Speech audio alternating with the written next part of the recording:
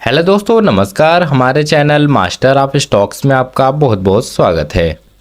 दोस्तों, आज हम बात करने वाले हैं KRN हीट एक्सचेंजर IPO के बारे में। तो दोस्तों, इस वीडियो में हम जानेंगे कि GMP यानी ग्रे मार्केट प्रीमियम क्या चल रहा है और क्या एक्सपेक्टेड हो सकती है, और साथ ही साथ दोस्तों इसके हम कंपनी डिटेल्स के बारे में जानेंगे, यानी कंपनी क्या काम करती है उसके बारे में जानेंगे, और फंडामेंटल भी एनालिसिस करेंगे क्योंकि इसमें हमें लॉन्ग टर्म में जाना चाहिए या फिर शॉर्ट टर्म के लिए यहाँ पे रखना चाहिए।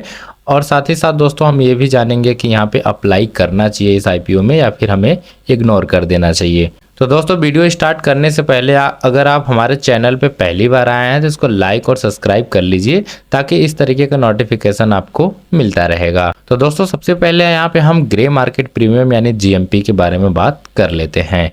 तो यहाँ पे आप लोग को देखने को मिल रहा है जो कि परसेंटेज वाइज में यहाँ पे दिया है, जो कि 101% के आसपास दिखाई दे रहा है। वही अगर हम GMP की बात कर लेते हैं यानी पैसे की बात कर लेते हैं तो यानी देख सकते हैं यहाँ पे ग्रे मार्केट प्रीमियम इसका 223 रुपये के आसपास चल रहा है। तो दोस्तों आप देख पाएंगे जो कि सितंबर यानी 25 सितंबर से IPO स्टार्ट हो रही है और इसकी क्लोजिंग डेट यहाँ पे दिया हुआ है 27 सितंबर तक होने वाला है। और ये दोस्तों लिस्टिंग कब होने वाला है तो आप लोग देख पाएंगे जो कि ये 3 अक्टूबर के आसपास यहाँ पे लिस्टिंग भी हो जाएगी।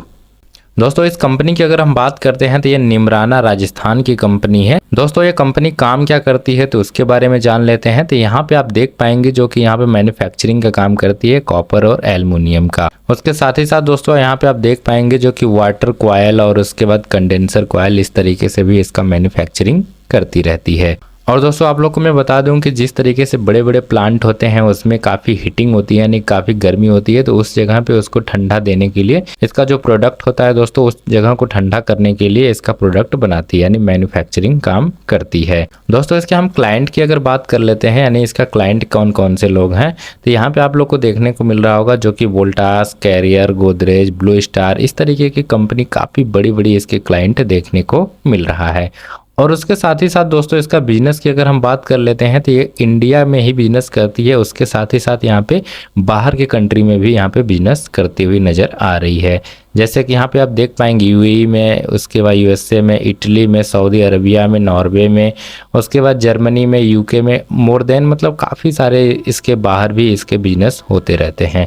और लगभग बताया जा रहा है दोस्तों कि इसमें लगभग 17 से लेकर के 20% के आसपास ये बाहर के कंट्री से इसका इनकम आता है। और इसके साथ ही साथ इंडिया की अगर बात कर लेते हैं तो लगभग 80% के आसपास इनकम इसका इंडिया से आता रहता है। दोस्तों IPO का डेट यहाँ पे देखने को मिल रहा है जो कि 25 सितंबर से लेकर के 27 सितंबर के बीच में होने वाला है। लिस्टिंग डेट यहाँ पे अभी नहीं दिखाई दे रहा है यानी लगभग 3 तारीख के आसपास यहाँ पे दिखाई देगा।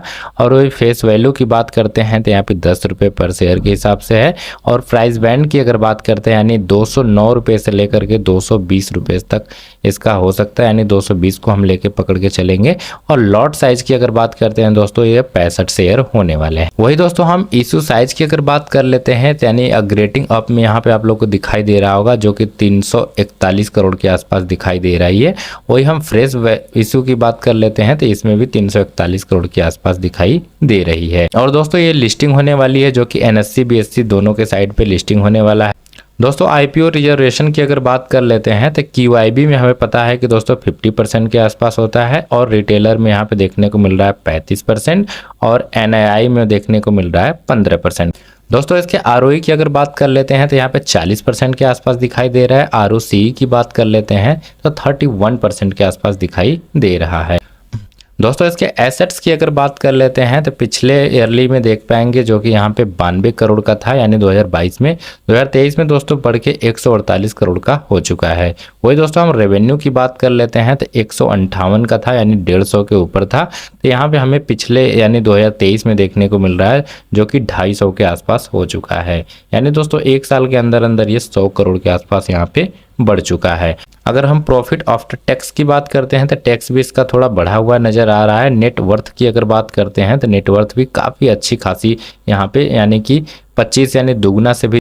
दोस्तों वही एप्लीकेशन कौन कौन यहाँ पे डाल सकता है यानी कि IPO कौन ले सकता है तो यहाँ पे रिटेलर और HNI कैटेगरी के लिए दिया हुआ है। और ये लॉट साइज दिया हुआ है दोस्तों 1 लाख, 13 लाख, 14 लाख, और उसके शेयर उसी हिसाब से हैं। यहाँ पे अमाउंट की भी बात कर लिया गया है।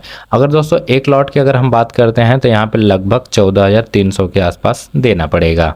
तो दोस्तों इस आईपीओ में हमें अप्लाई करना चाहिए या फिर इग्नोर कर देना चाहिए, उसकी अगर हम बात कर लेते हैं तो इस आईपीओ में हमें अभी जहां तक परफॉर्मेंस देखने को मिल रहा है काफ़ी अच्छी खासी नज़र आ रही है। इसके क्लाइंट की अगर बात करते हैं तो क्लाइंट भी काफ़ी अच्छी खासी है। और वही हम शॉर्ट टर्म की अगर बात करते हैं दोस्तों, तो शॉर्ट टर्म के लिए ये आईपीओ बहुत ही अच्छा खासा देखने को मिल रहा है। दोस्तों जिस तरीके से इसकी डिमांड बढ़ती जा रही है उस हिसाब से इसका ग्रे मार्केट प्रीमियम भी बढ़ता जा रहा है, तो आप उससे अंदाज़ा लगा सकते हैं कि आईपीओ कितनी अच्छी खासी होने वाली है। तो दोस्तों इस वीडियो में बस इतना ही। अगर हमारे चैनल पे आप पहली बार आए हैं तो इसको लाइक और सब्सक्राइब करना ना भूलिए।